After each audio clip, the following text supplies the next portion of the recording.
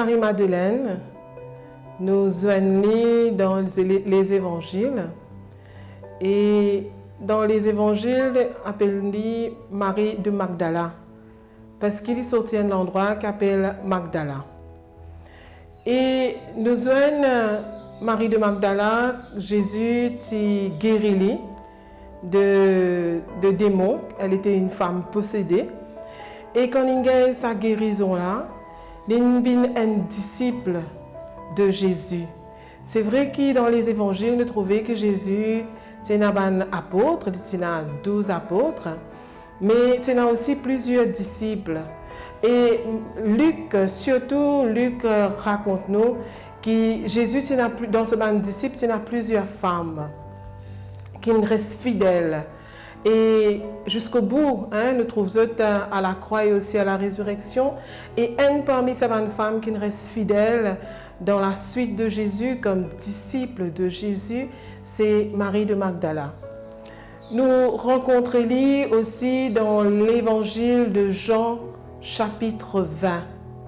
Dis-nous que le premier jour de la semaine, donc on est dimanche, et c'est là que Marie de Magdala au tombeau, il peut aller bonheur, on dit que c'est faisait encore sombre, il peut aller puis elle embaume le corps de Jésus. Nous pouvons imaginer qu'il est tellement dans la tristesse, il peut pas sommeil, il est tracassé, grand matin bonheur, il peut aller pour embaumer le corps de Jésus. Et là quand il est arrivé, il trouve que la pierre a été enlevée, a été roulé, nous dit l'évangile. Donc, il rentre dans le tombeau et quand il rentre dans le tombeau, il trouve 2 anges.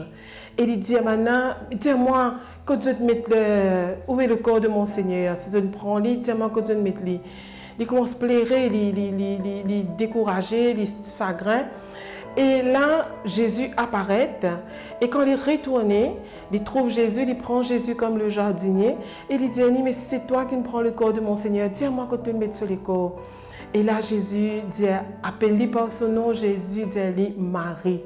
Quand il entend la voix de Jésus, c'est celui qui reprend naissance. C'est une résurrection dans lui-même. Celui qui croit, qui mort, et il reprend la vie, il trouve Jésus. Et là, il dit à Jésus, Rabouni, maître. C'est un moment intense entre le maître et le disciple. Et la figure de Marie-Madeleine dans les évangiles, c'est une figure importante parce que c'est elle qui est la première disciple qui reçoit la nouvelle de Jésus ressuscité. Et aussi, elle est envoyée, elle devient apôtre. Être apôtre, c'est être envoyée. Elle devient apôtre pour aller annoncer aux apôtres que Jésus est ressuscité. Donc, premier du monde qui parle annoncer, 2 premiers du monde, c'est Pierre et Jean. Maintenant, aussi vient dans le tombeau, mais il a sa nouvelle là pour donner sa l'espérance à ses disciples, les apôtres de Jésus qui dans un premier temps, il y a eu beaucoup de difficultés. Mais avec la figure de Marie-Madeleine, nous tous, en tant que chrétiens et aussi en tant que femmes, on reçoit cette bonne nouvelle de Jésus qui est mort, certes, mais il n'est pas mort, il reste à la croix seulement un crucifié. Jésus est celui qui est ressuscité.